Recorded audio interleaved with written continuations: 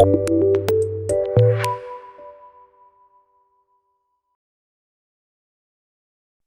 Sanjeev mentioned, gender equity is a growing area of focus for ECHO. We're delighted to have with us today two powerful women with deep knowledge in the space.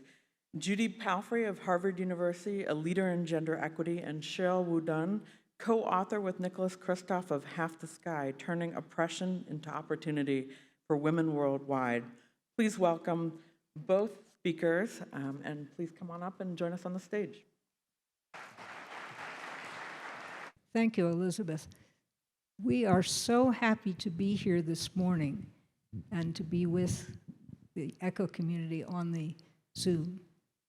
It's my privilege to introduce Sheryl WuDunn, and I'm just going to say one or two things, which is she is an extraordinary woman, a world leader, and we are lucky to have her as a wonderful friend of ECHO. We're going to have the chance to just have a little conversation.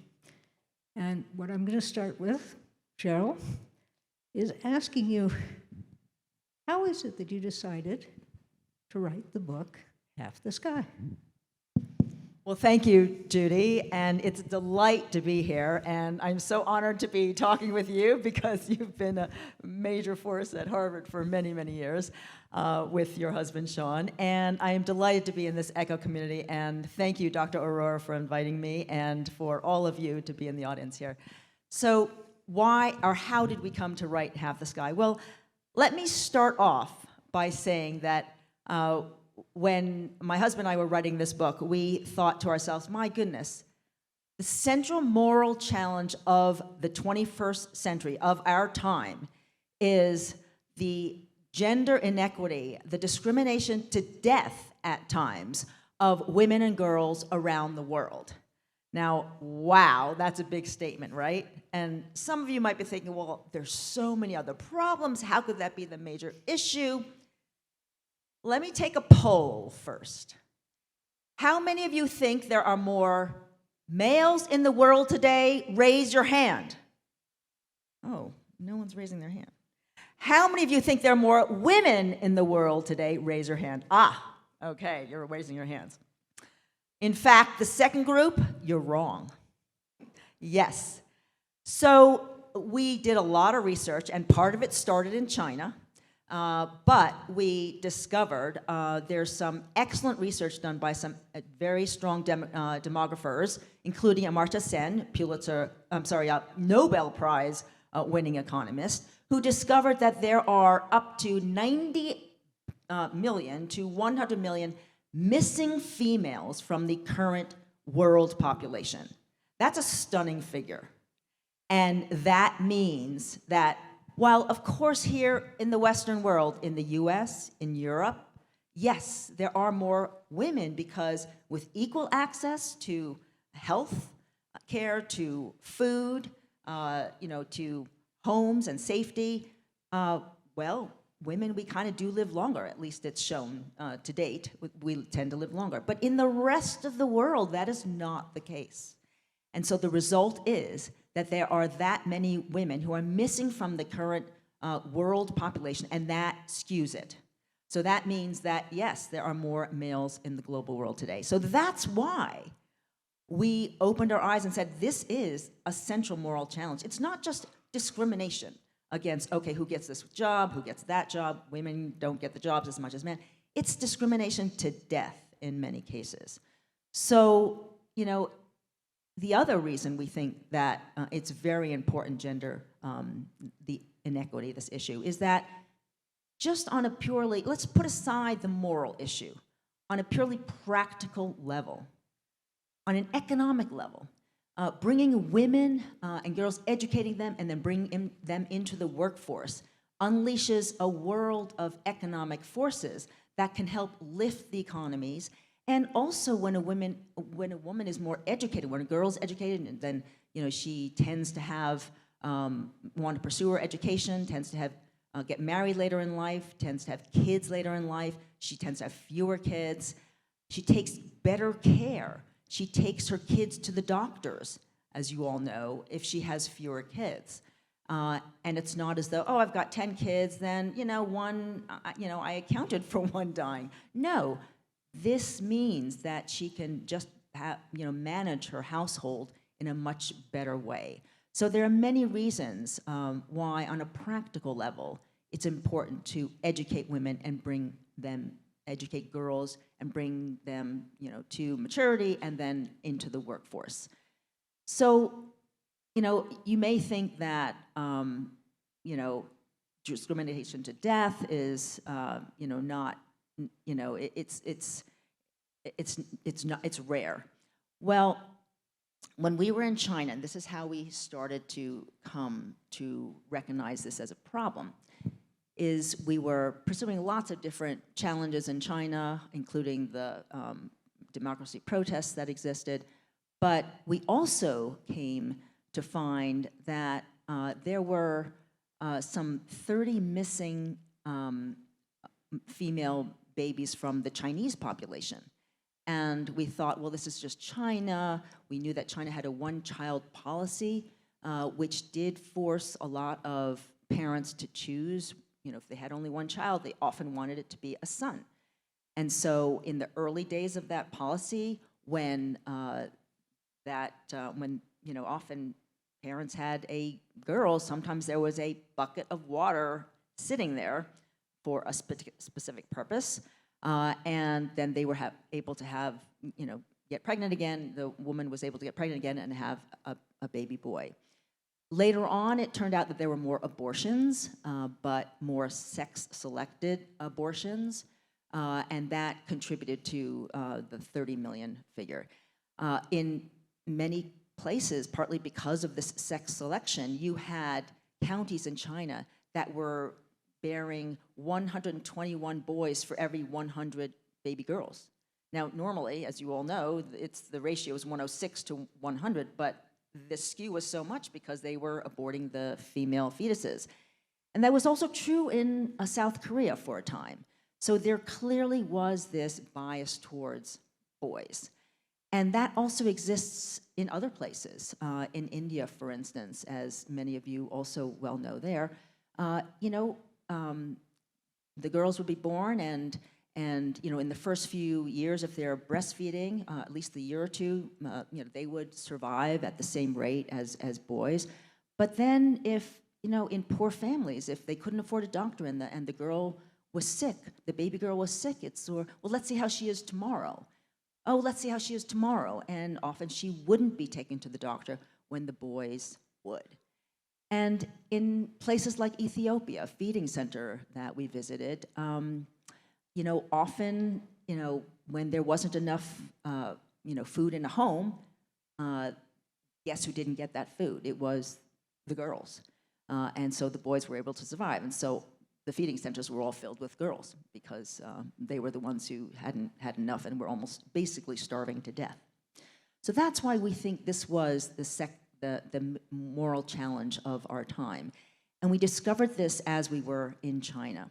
The other thing that we noticed, and that I spent a lot of time writing about, was that there is this Chinese phrase called "guai mai fu nu," which means, and it's just a set phrase that's been around for like a long, long time, probably centuries, and it means the abduction and sale of women.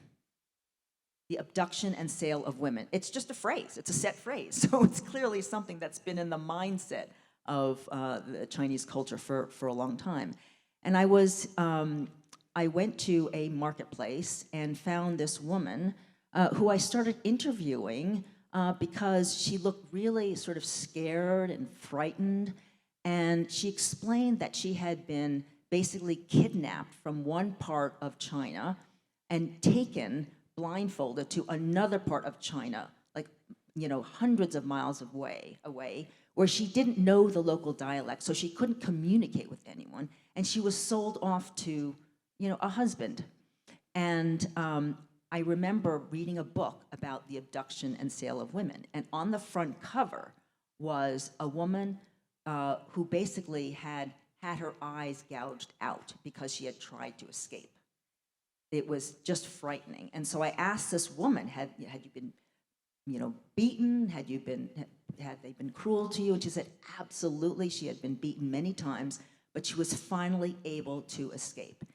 And so I wrote about this journey of hers. This was in an earlier book, In China Wakes.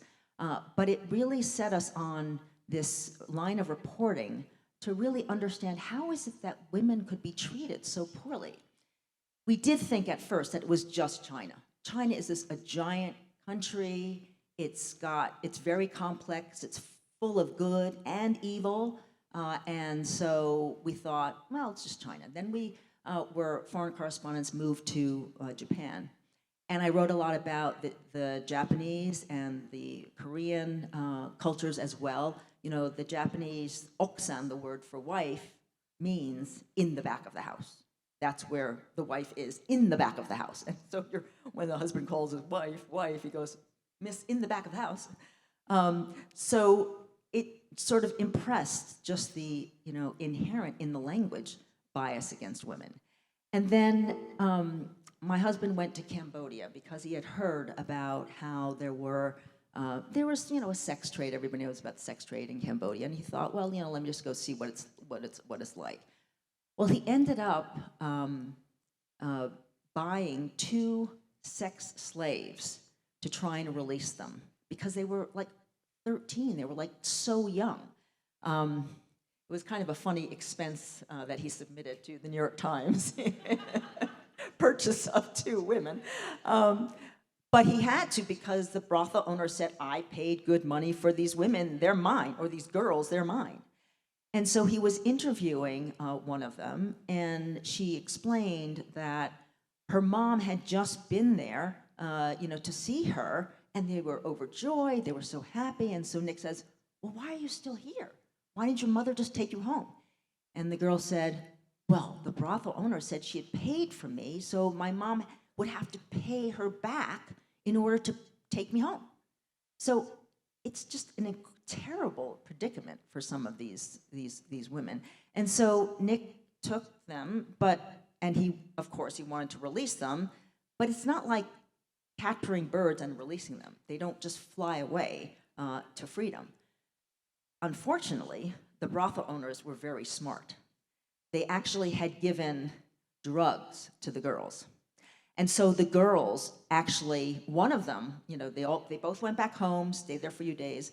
One of them, after a week, after this celebration, she had come back, she went missing again.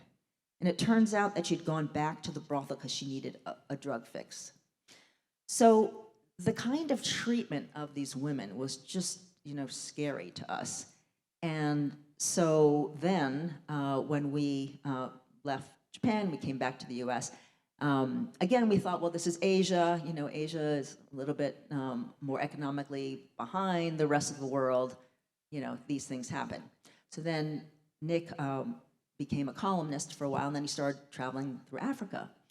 And he started seeing a lot of challenges that women were facing in Africa as well. And so then we thought, well, maybe there's a thread here, that there's mistreatment of women around the world. And we talked to our editor, and I remember our editor saying, well, I'm not really sure that this is a book, because, who would be interested in the oppression of women worldwide? So finally, we actually did, we wrote a few chapters, we sent it off, he said, okay, well, why don't you try it?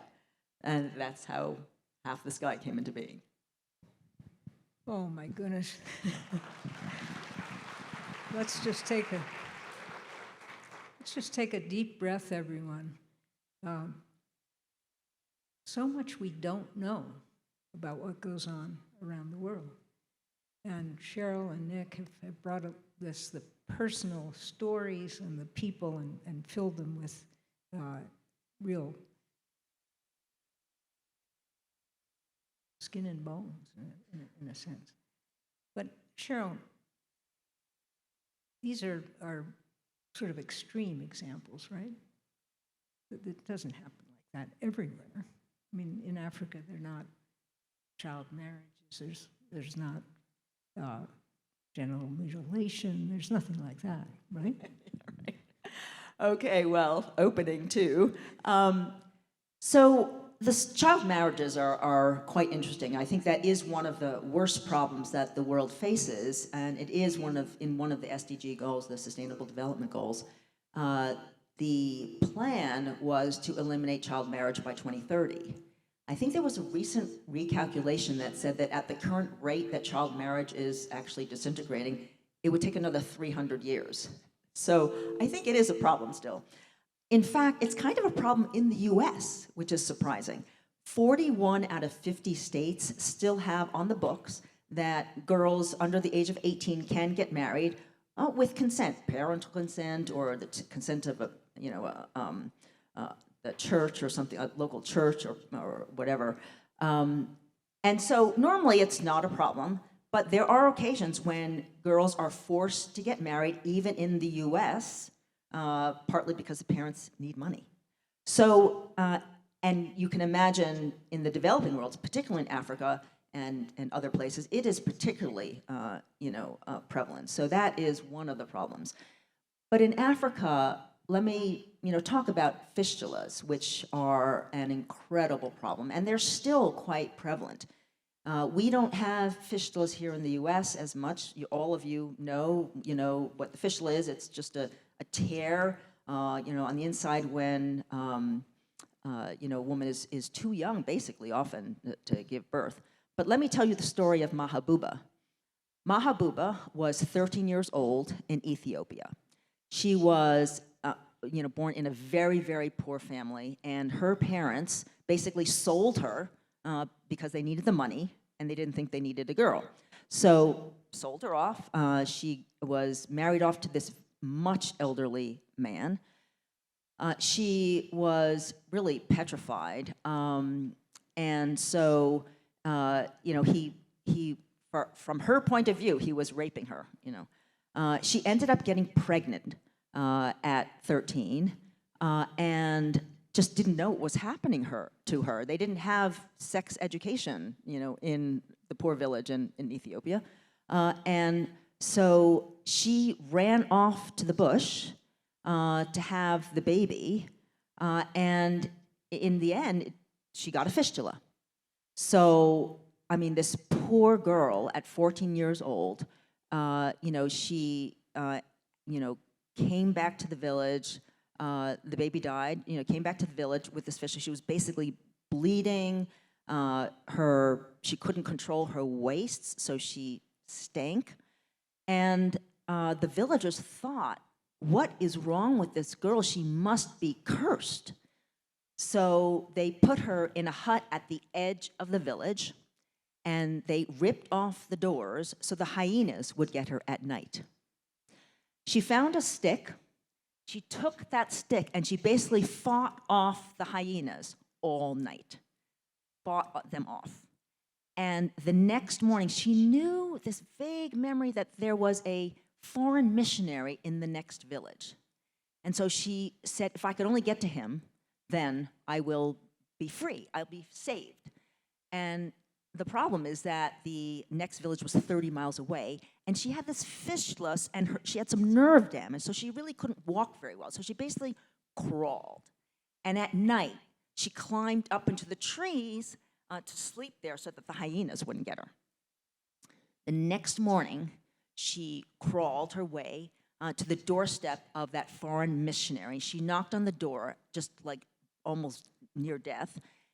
The foreign missionary opened the door, took one look, and knew exactly what had happened because he had seen it so many times. He rushed her off to the Addis Ababa Fistula Hospital, and she was repaired in basically like a $300 operation. And now Mahabuba, it turns out that she was quite smart, and she certainly was a survivor. She certainly knew how to, survive.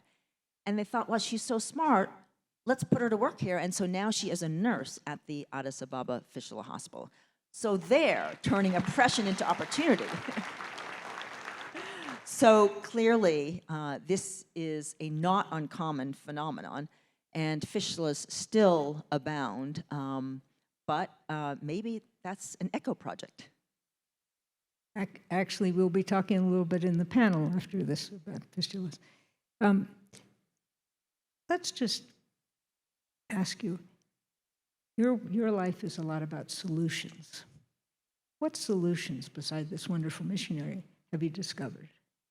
Yes, so the solutions are definitely, as you all know, because you are in the business of providing solutions, they're definitely available. And sometimes the solutions really have more to do with how to navigate the social environment, the different societies.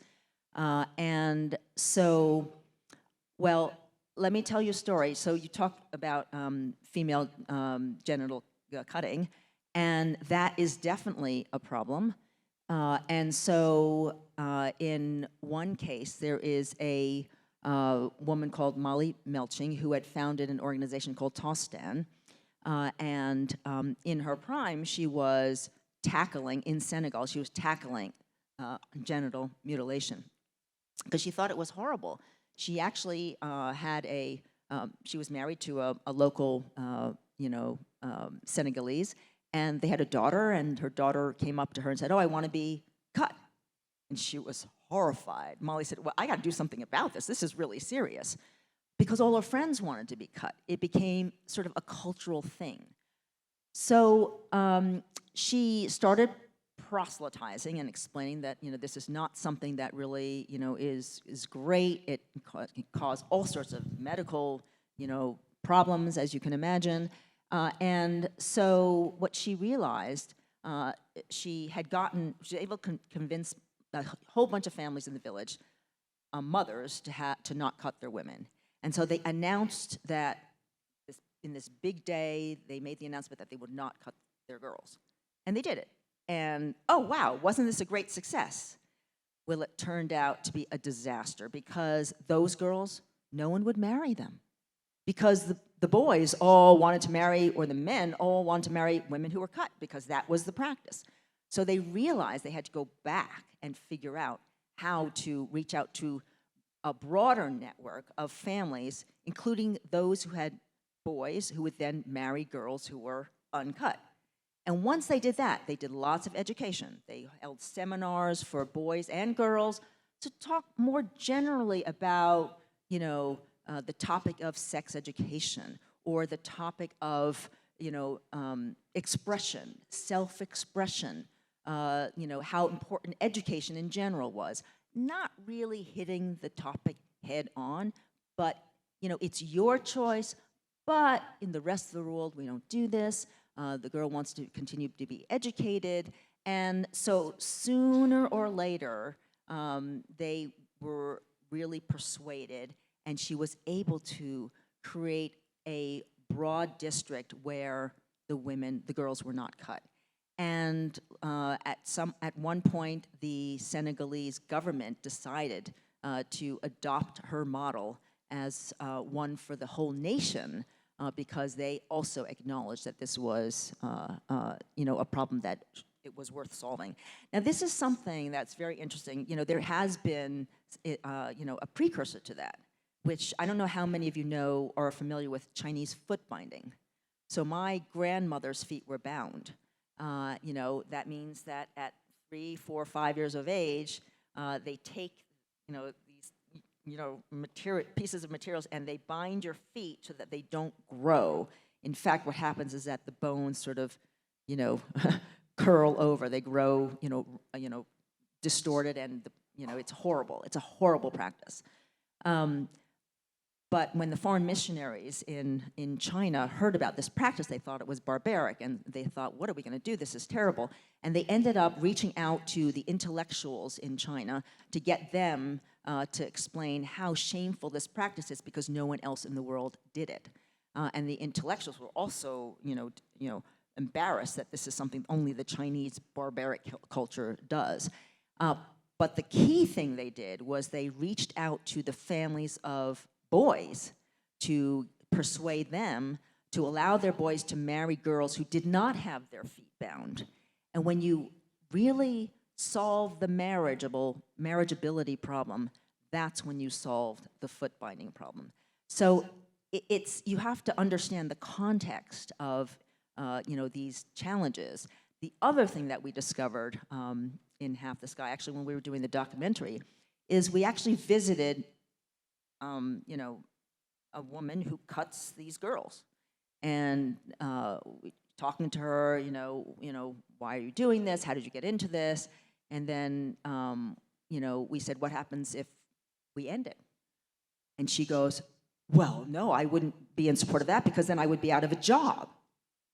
It was just a job to her. And so we thought, well, just give her another job, train her for another job, or give her a bonus for the rest of her life so she doesn't have to do this. And that's when we realized that these problems are all solvable, even ones that have existed for decades, for more than 100 years. So there's always a solution, and I'm so glad that you all are focused on solutions. We just have a little bit of time left. And I know one of the things you've emphasized is the issue of jobs and women having opportunities in the workforce. Can you talk to us a little bit about that? Well, so let me sort of talk about one case where I think also it has relevance to ECHO because of the Zoom factor, I guess. This is an example of someone named Tererai Trent, who was pretty remarkable in that she also was in Ethiopia. And she basically was born in a very poor family. There were a few kids. She was, I think, the oldest daughter, and she had a brother who was able to go to school. She was not allowed to go to school. Their school fees, and so the parents didn't think it was worth, sending her to school. But she was very, very bright. In fact, her brother Tinashe would go to school. He didn't like school at all. And so he would come home with his homework, and she would look at the homework. She would do the homework for him because she really loved learning. So she would do the homework. He would turn in perfect homework, and the teacher would be pleased. And then he would take the tests at school, and he would do terribly at the tests. And so the teacher was really puzzled. What's going on? So the teacher came home to visit the family and basically said, why is his homework so good? And so then Tinashe confessed, oh yeah, my sister does the homework. But your sister doesn't go to school. Well, she reads my books. And so then the teacher said to the parents, you've got to send Tererai to school. This is just a shame. So Tererai went to school for a couple of years, but then they married her off to this husband who was very, jealous and envious about how smart she was, and said, no, you're not going to school. So she didn't go to school anymore. She had 5 kids instead. And then Joe Luck from Heifer International was in the village, and she gathered a group of women there and said, you women, you have a bright future ahead of you. Write down your dreams. Write down your dreams. And they're like, well, why should we write down our dreams? Write down your dreams, make them your goals, and work towards those goals. So Tererai took this literally. She took a piece of paper, she wrote down 3 goals. 1, I'm going to go to correspondence school, and I'm going to then go to the US for my college degree. Number 2, I'm going to get a master's degree in the US. Number 3, I'm going to get a PhD. I'm sorry, she was from Zimbabwe. These were just outrageously absurd goals for a Zimbabwe woman. Outrageous. And so, but, she made these goals. She folded them up, buried them somewhere, and started a correspondence class, literally.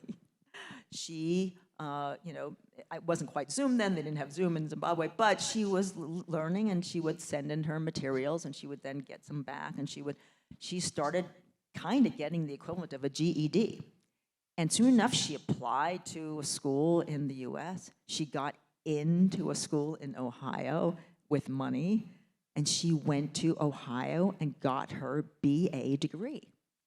She went back to visit in Zimbabwe. She pulled up her little which she had put her goals in a tin can. She opened up that tin can, took out that piece of paper, and crossed off goal number 1. And then she went back and did her master's degree. And she got her master's degree. And then she went back to Zimbabwe, pulled out that tin can, crossed off goal number 2. She went back. And she got her PhD. This is a Zimbabwean woman who had never been educated, really, got her PhD, went back to Zimbabwe, pulled up that tin can, crossed off goal number 3. So she is now living in the US. She's brought all of her 5 kids here. She's remarried to a really more enlightened husband. And so this is an example of how, and she's obviously working, she's doing really well. So this is how education can go so much farther than we think. And you at ECHO really are just spreading education. And you can't imagine how far it can go and ripple way beyond yourselves. Sheryl, thank you so much. You've taught us many, many lessons. Thank you. Thank you so much, too.